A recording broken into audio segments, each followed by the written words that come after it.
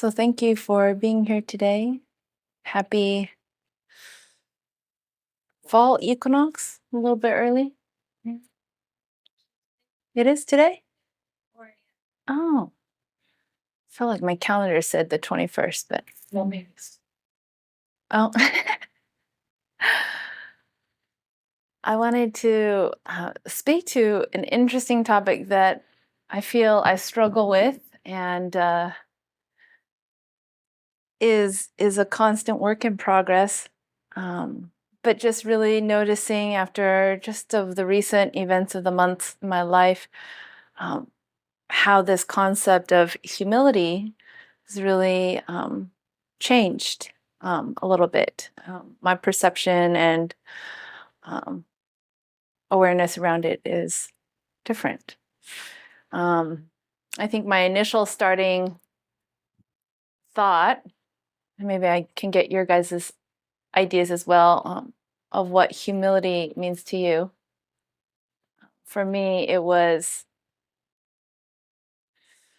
had this kind of groveling state.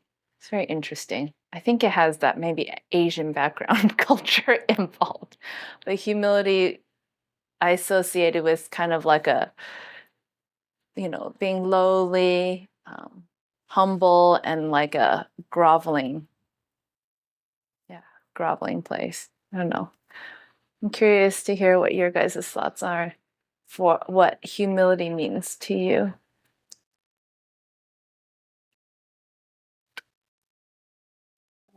does it mean properly? Mhm. It's just not being any maniac. The opposite of it. It's just being, you know, true to yourself. Like it. Being true to yourself. Yeah. Without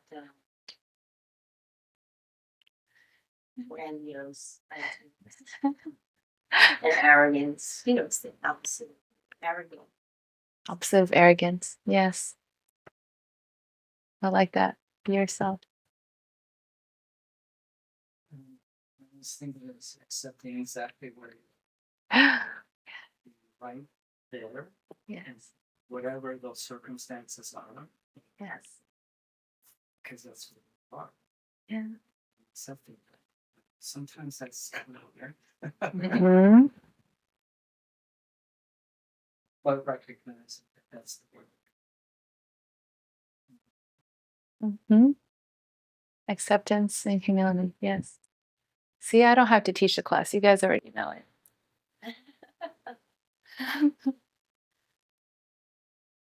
Yes.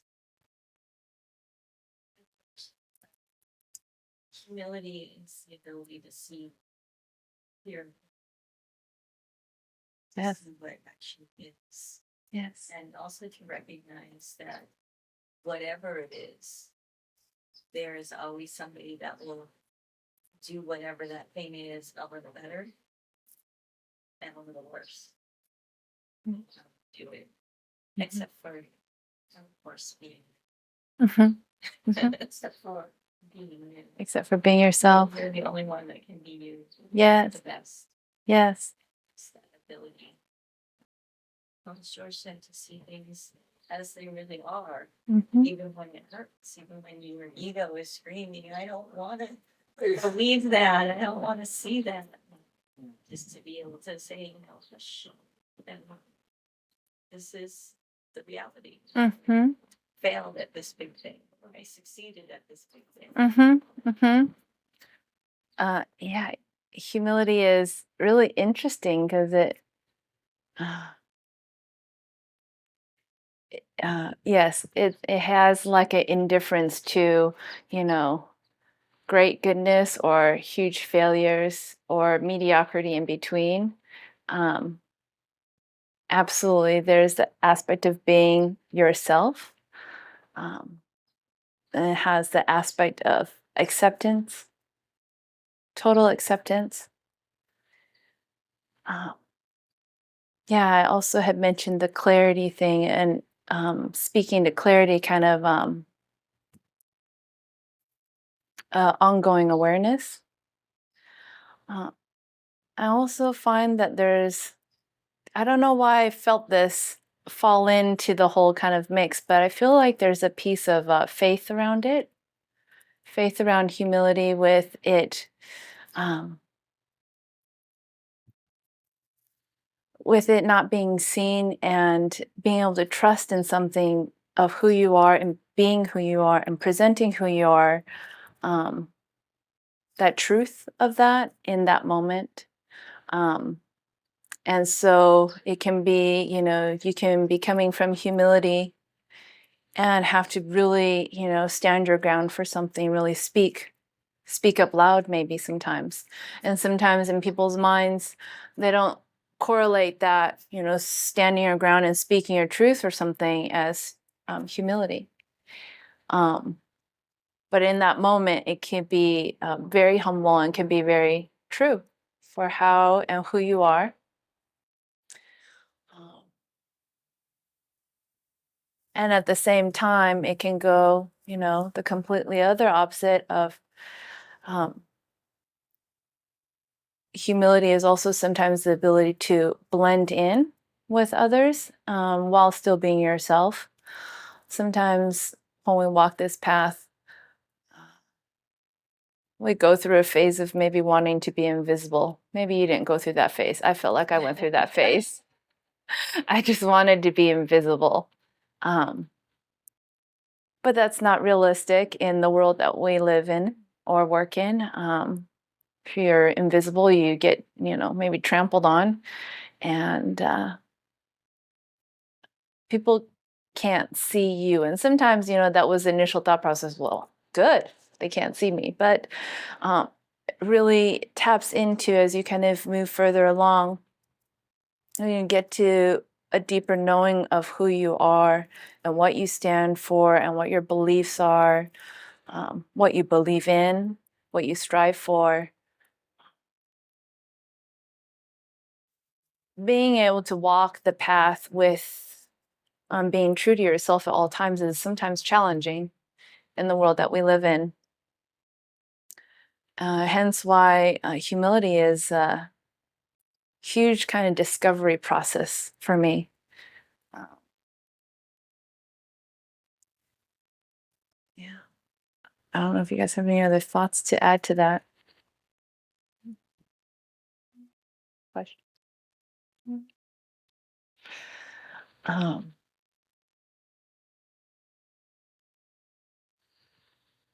the interesting about this thing about this practice is that because humility kind of goes in tandem with the practice and happiness and what we're cultivating on the path,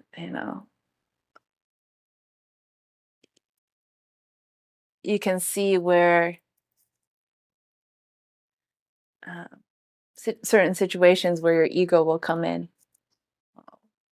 Funny example was the we had a Aikido seminar with my sensei, and on one of the evenings we all went out to go have dinner together. So it was kind of this long banquet table. No one was sitting in any particular order, and I was sitting across from one of my friends in the Aikido dojo, a Japanese lady, older. She has kids that are my age. And then next to her were two visitors from a different dojo in Miami, Florida. And I didn't recognize them. So we kind of introduced ourselves and made small talk. And at one point, they were asking each other, oh, how long have you been training? How long have you been in this dojo? So explaining kind of the transition from starting up in San Francisco when I was doing graduate school and then kind of moving down into this new dojo. And they're asking, oh, does your husband train and so forth like that?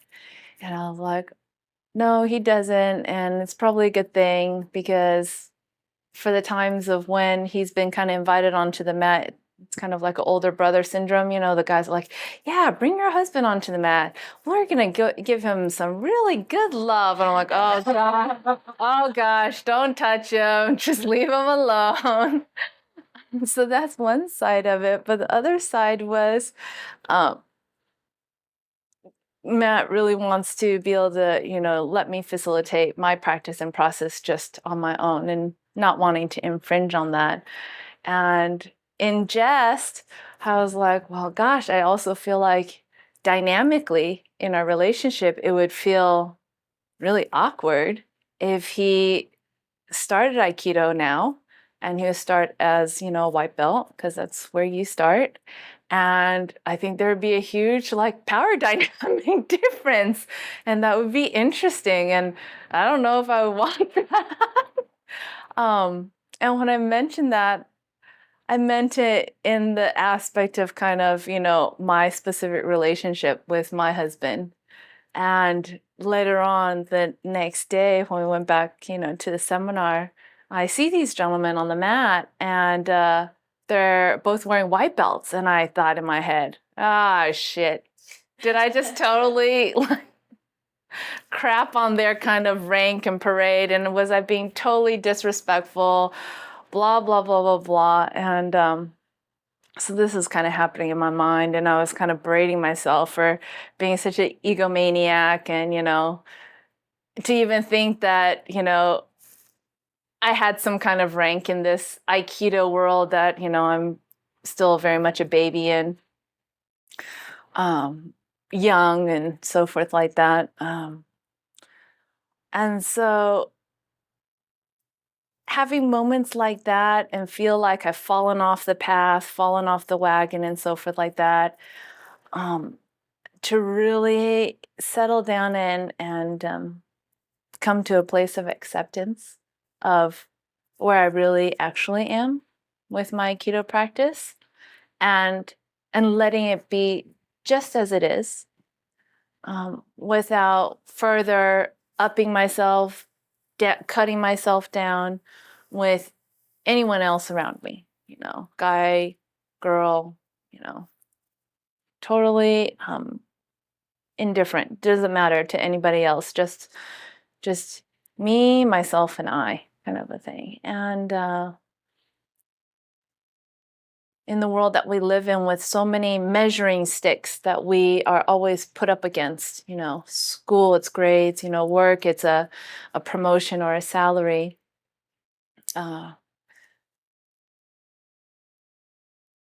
To be able to do this practice and walk that path is really, really unique and really special, and truly a gift, because over time, as we practice this, it really cultivates a sense of not only acceptance, but also a fearlessness, a fearlessness of being able to be you, walk the path of truth, in that kind of state of humility.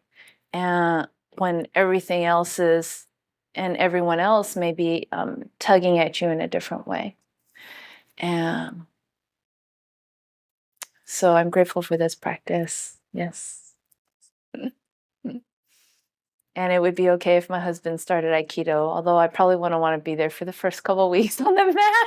He can just, I will not worry about him, and he'll go and be. um, Thoughts or questions? Otherwise, we can meditate. It's funny. Well, number one, the word humility has been so co-opted and almost turned into a negative. Mm-hmm. It's very, macho society. Mm-hmm. It's like, it's almost like a pretend compliment. Like, this is so humble, but in the back of your mind, you're thinking, oh, Yeah. dumbass. Yeah. So, Yeah. and then also that tendency that we all have to compare ourselves to somebody else. Yes. And the moment we start to compare ourselves to someone else, we've lost humanity. Now all of a sudden it's, you can't see clearly because you can't possibly know what another person has gone through, Mm-hmm. where they're actually at. Mm-hmm. Mm-hmm. To know all of their experiences. Mm-hmm. Mm. Well, it's also about not making assumptions about them. Mhm. Yeah. Assuming that they're this way, and they're less Mhm. accepting whatever they present. Mhm. Yeah. That's Mhm. because we were so ingrained with doing comparisons. Yes. Very. Well, so how does one transcend that a little bit? Humility. Right.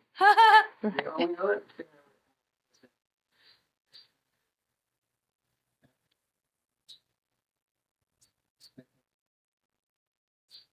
Just like mine. And they're doing the rootless. Fine is always there. And trying to remember that all the time. Mhm.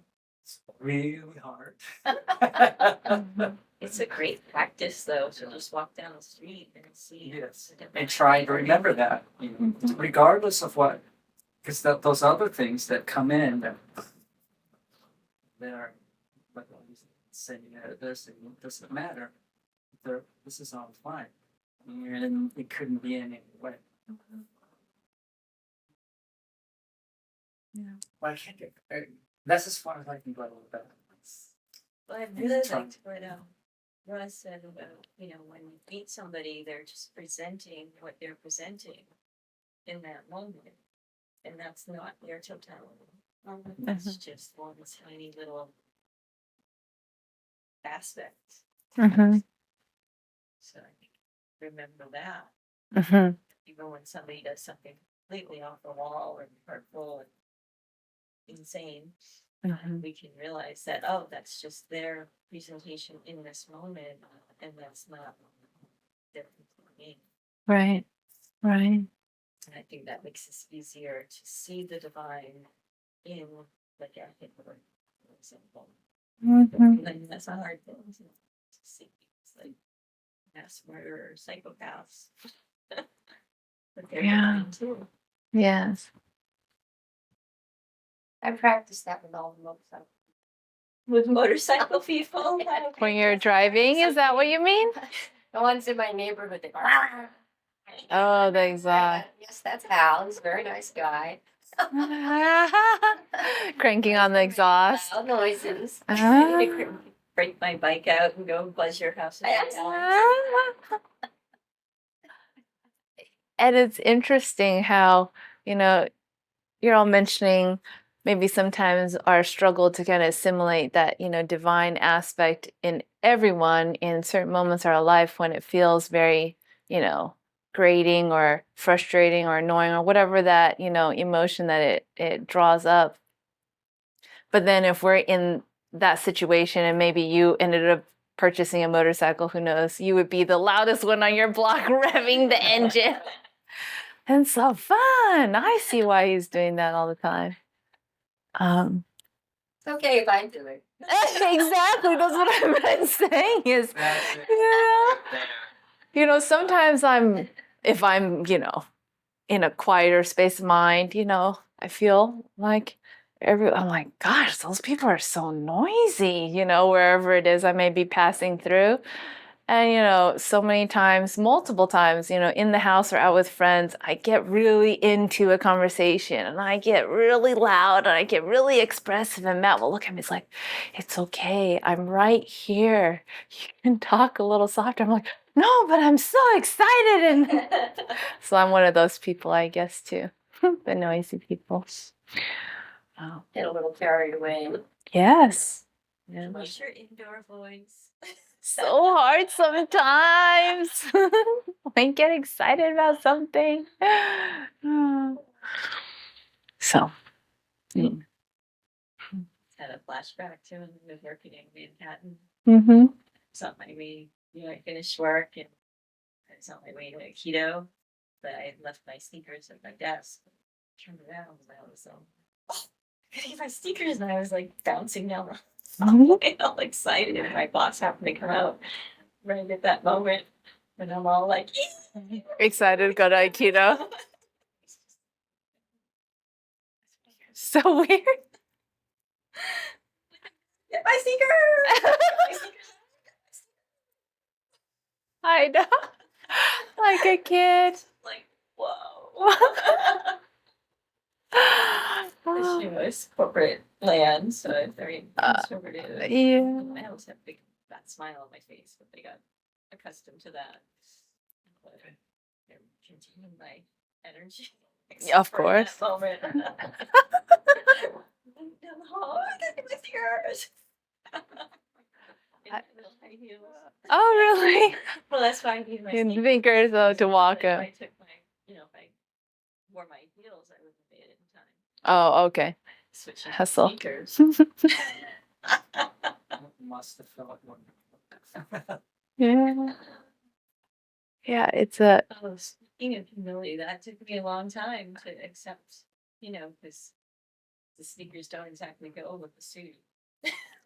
yes, And the skirt. right. So, But it's a very East Coast New York thing. yeah, so I mean, it's for a long time, I was seeing these women doing it. And it You're was like, no. Or I'd never do that. And then I've said that. months later, it was like, oh, yeah, I'm doing that. My feet hurt. Yeah. Interesting. You're making me think of when I have these moments with Matt. He's like, okay. And I'm like, no, I just really need to express. He's like, oh, okay. I was like, just let me do me. He's like, okay, you do you then. So I was like, but he could Have 10 minutes. yeah. And after having like the previous night's conversation of me really being emphatic, like, just let me do me. He's like, okay. So the next day I was getting ready for work and I don't remember the exact outfit I had on. I was like, what do you think about like this jacket or these shoes with, this outfit? He's like, you do you. I'm like, thank you. Okay, it's perfect. Then let's go out the door. It was just a great reminder. And yeah. So, yes, do you. And always, yeah. It's great. Let me be me. Yes. But I think he's also quite smart in the fact that he knows now that's a great go-to answer without having to get himself snared in either way. Those are very important life skills. Yes. Yes. Very important. So if there's maybe any takeaway from today's class, just know the phrase, just do you. So any friends ask you this little wonky question, you're like, oh gosh, no, just do you. Then you're good. Okay, so let's meditate. We have 3 songs. Oh.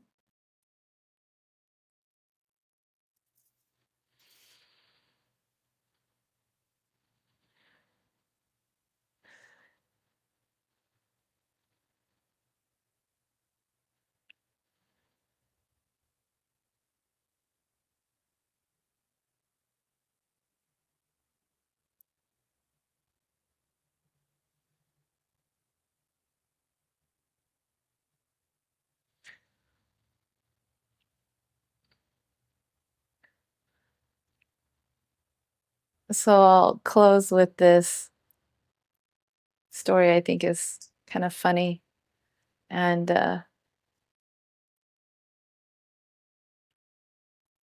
humorous way of describing humility. So back to the dinner banquet table with all the fellow practitioners of Aikido, and I'm sitting across this Japanese lady that is older, has kids my age, 2 or 3 daughters, and she was explaining the situation where her daughter is supposed to be playing a duet with another Japanese lady that is plays the koto, which I guess is the Japanese style of the harp, and her daughter plays the flute. And because her daughter's raised essentially here in the United States, very Americanized, and she is trying to describe how when her daughter approaches this very traditional Japanese koto teacher, she speaks very directly, like in a straight line, because Americans, we're very direct.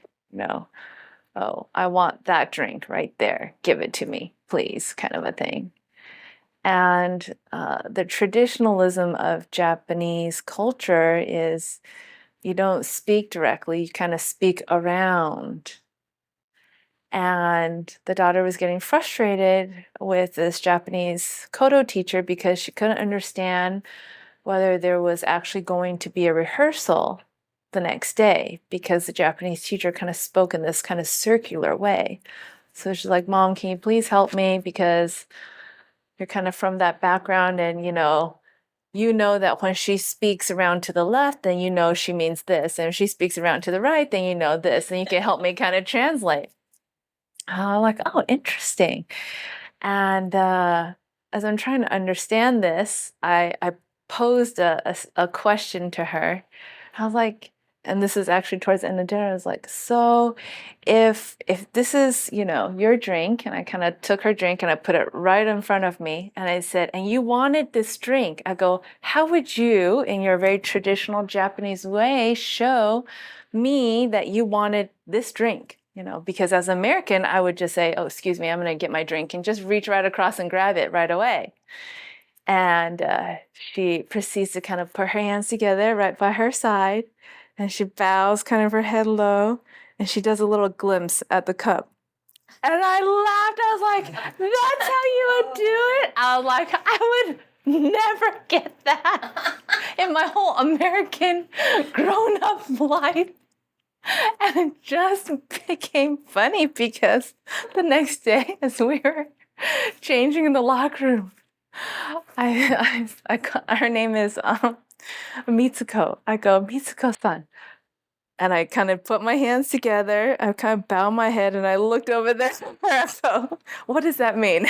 She knows that I'm teasing. She's like, you want that? I'm like, oh my gosh, she really does. Or something like that. But it was just hilarious to just see how culturally there are obviously aspects that we may label as humility, but actually it's a cultural thing. Because, as we've discovered today, humility is really about acceptance and doing you wherever you are. And I'm not exactly what to call that Japanese Asian culture.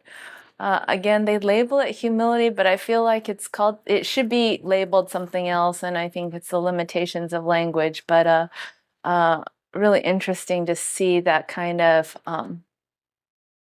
difference of culture being showcased with my very American upbringing and her very traditional way. It was funny. It was a fun, a little metaphor that I was able to experience with her. So We're supposed to pick that up telepathically. telepathically, probably. Yeah, because etiquette's all about energy. Mm-hmm. Mm-hmm. So, Mm-hmm. say you're sitting there and there's my drink. Yeah. Energetically, if I had to reach across the table and Sure. get it, Sure. I'm using a lot of energy. I'm interacting with the whole Mm-hmm. meal. Mm-hmm. But if I just pull my energy in, I'm just, Then someone gonna bring you the cup? and then that way I'm only exerting a little bit of energy. Mm-hmm. So in terms of etiquette, energy, efficiency. Then I think that's what very, it's. very efficient. I think then exactly what you just hit it on the head. It's Yeah. etiquette. It's not necessarily humility as Yes. people would cultivate that. Yes. There, the higher you go, the more refined it is. Yes. Because they spent a lot of time Yes. getting that to that point. Well, Absolutely. that's just it, and it only works if everybody knows the game. The etiquette, right? Because in American culture, pretty girl is like looking like that, like Eyeing you something. think that she's hitting on you. You're like, oh, I'm interested, you want me? No, I want the drink. How signals can be read It differently. depends on how Yeah, I guess. So. And there's that other wonderful word in this phrase, in the eye of the beholder. Mm-hmm. What do they see? Mm-hmm. Mm-hmm. Yes, the final example that she gave me as we we're changing locker room was the Kodo teacher essentially couldn't do the duet with the daughter and is going to have one of her students do the duet and play the Kodo harp.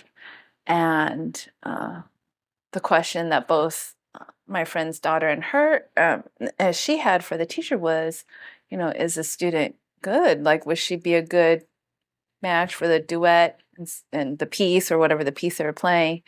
And the Kodo teacher was like, she's okay. And the daughter hears this in an American ear is like, she's okay. Oh my gosh, maybe we shouldn't have her. But then the mom had to reassure her and said, no, no, no, no, no, knowing kind of etiquette and culture. And she called it, humility that, they downplay so far, kind of the experience level that they're like, it's okay. But she's like, she should be amazing. I'm like, okay, curious to hear. So it was really neat to be able to kind of dialogue. What that phrase means Mhm. in different cultures. Yes. Are huge differences. Huge, exactly. Exactly. It's all right. Yeah. So thank you for coming. Yeah.